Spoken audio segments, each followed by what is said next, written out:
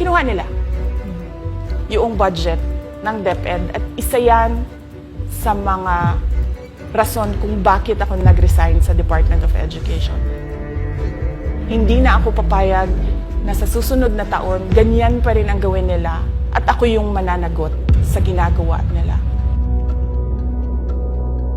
Kaya yan yung sinasabi ko, bakit pa tayo mag-question and answer dito para atakihin niyo ako? Ang masusunod lang naman sa budget, 2 tao lang. Diba? Ang susunod nun na halimbawa ko ay yung budget ng Office of the Vice President. Kung makikita nyo, September 2023, merong lumabas na press release ang Makabayan Bloc. Sabi nila, may meeting kami with Congressman Martin Romualdez. Pinag-uusapan namin ang pagtanggal ng confidential funds. September yon. Pagkatapos nun, nagkwento sa akin ng isang congressman. Sabi niya, lumapit daw sa kanya si congressman ko at sinabihan siya na tatanggalin namin ang confidential funds ni Inday Sara. Hindi ba siya magagalit? Ang sagot naman sa kanya nung kaibigan ko na congressman, alam mo, si Inday Sara, walang pakialam sa pera yan. Magtatrabaho yan kahit anong budget. Alam niya yan. Dahil alam din niya na limitado ang pera ng gobyerno. Kaya magtatrabaho yan. Trabaho lang ang gusto niyan. Sinabihan siya. Inulit pa niya yung tanong. Tinanong niya yung congressman, sigurado ka ba na hindi magagalit si Inday Sara? Sabi niya, hindi. Kaya kung makita ninyo, doon sa budget hearing ng Office of the Vice President, ay dinefend namin ng maayos kung paano gagamitin ang confidential funds. Napapabilis ang trabaho, napapadali ang trabaho, dahil nakatarget yung mga proyekto. Pero pagkatapos nung plenary namin sa House, ay kaagad na lumabas, di ba? Walang 2 oras lumabas ang statement ni Congressman Zaldico. Ano sabi niya? Unanimous decision ng party leaders under the leadership of Congressman Martin Romualdez, tatanggalin namin ang confidential funds.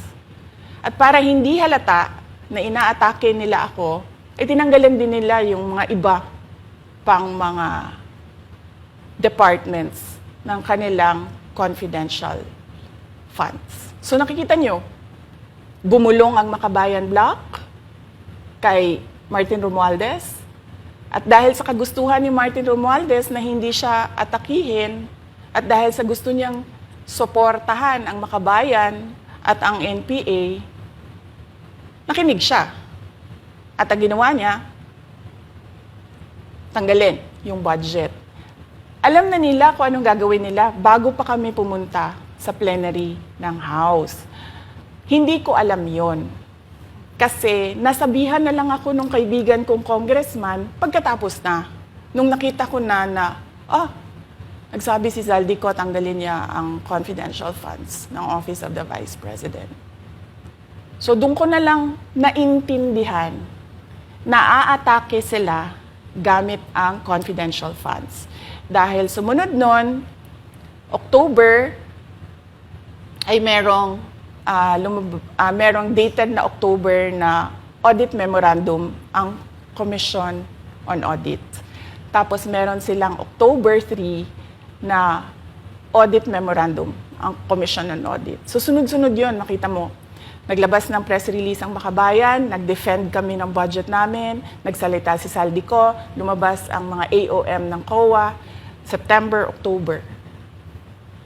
Kaya yan din yung rason. Nung nakita na namin at na-confirm namin doon sa audit memorandum ng COA na ito na yon, confirmation ng pag-atake. Kasi hindi pa kami confirm doon sa unang tanggalin namin yung confidential funds sa OVP. Ang confirmation namin, noong nagba-budget hearing sila, at doon sa budget hearing, tinatanong nila, may AOM na ba? May AOM na ba? At nakita namin lumabas na. Yun yung confirmation namin na ito yung pag-atake. Kaya nung 4th quarter ng 2023, hindi na ginamit ng Office of the Vice President at ng Department of Education ang confidential funds. Kasi sabi ko sa kanila, kahit gaanong tamang gamit natin dyan, gagawan nila ng mali yan. Bubutasin nila yan at aatakihin tayo gamit ang confidential funds. At ang patutuo nito, kung makita ninyo, noong House hearing, noong August 27, 90% ng mga tanong, confidential funds.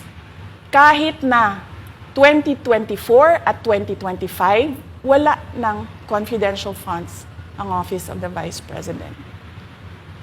So yan yung explanation ko, mahabang explanation ko, bakit pa tayo mag-question and answer?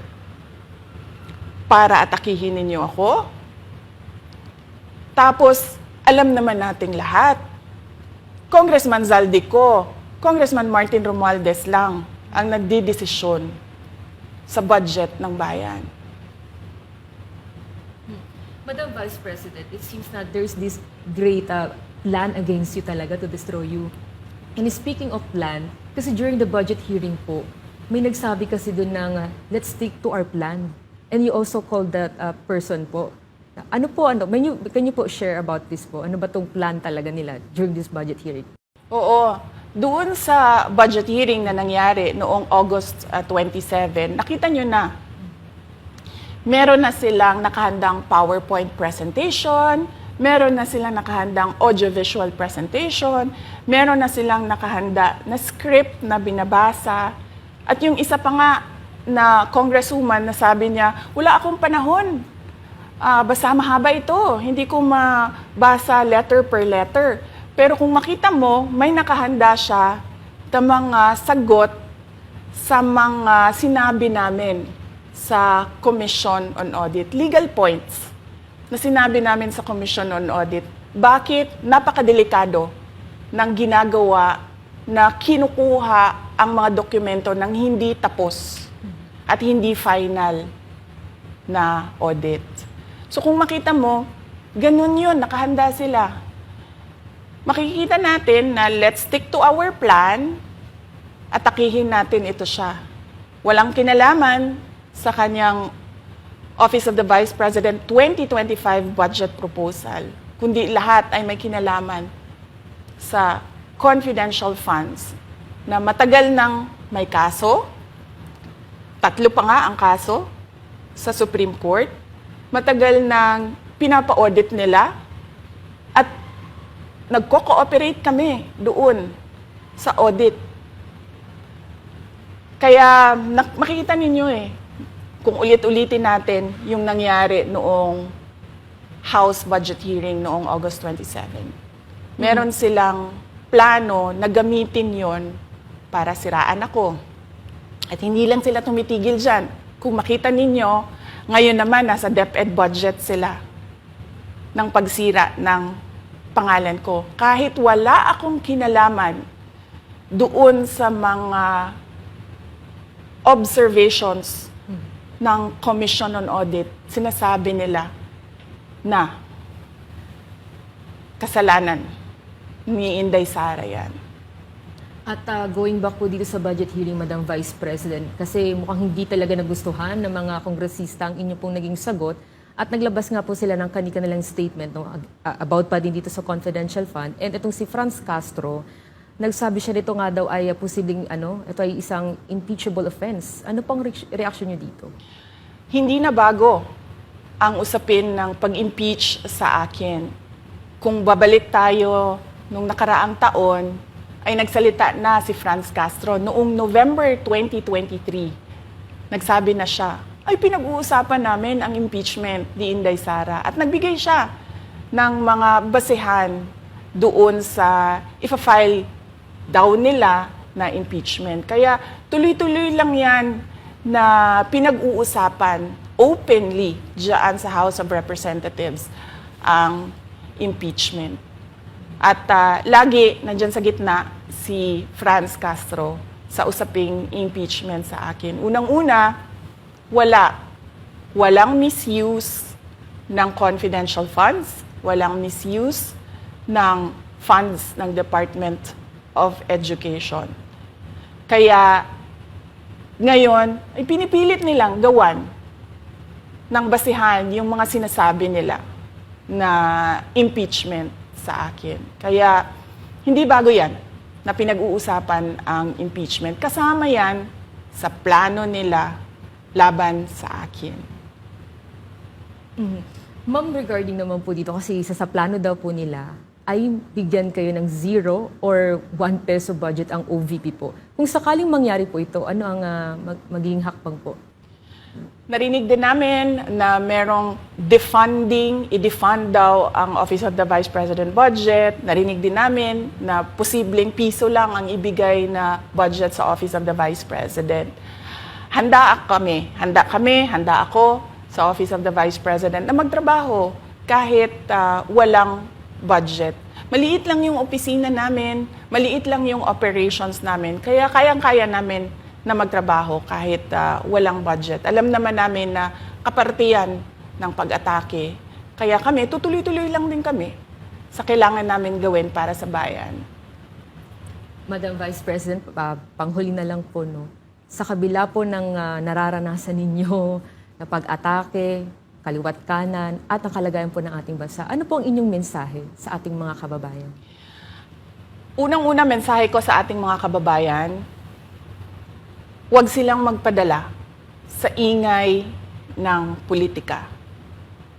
Kung makikita natin sa kasaysayan, lagi talagang inaatake ang Vice President dahil siya yung tinitingnan ng mga tao na baka magiging sunod na presidente. So lahat ng mga gustong tumakbong presidente ay uunahin nila atakihin talaga ang Vice President. Kaya huwag sila magpadala sa ingay ng paninira at politika.